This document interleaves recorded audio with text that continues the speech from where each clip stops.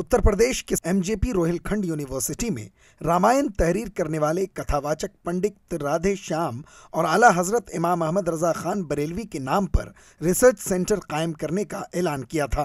इसके लिए यूनिवर्सिटी के अहाते में बरेली के मस्कूरा बाला दोनों शख्सियात के नाम के लिए जगह मुख्तस की गई और उन हजरात के नाम का बोर्ड भी लगाया गया, लेकिन यहाँ उन शख्सियात के नाम का महज बोर्ड ही आवेजा है।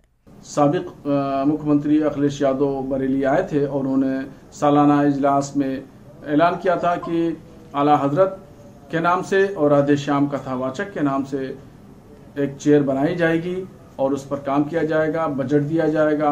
मगर उन्होंने इख्तितामी हुकूमत पर न बजट दिया और न वो अमली जामा पहन सका।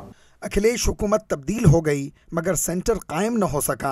अब योगी हुकूमत ने यूनिवर्सिटी में एक नया शोबा पंडित दीनदयाल उपाध्याय रिसर्च सेंटर के नाम से कायम कर दिया है और इसके लिए 50 लाख रुपए की ग्रांट भी जारी कर दी है।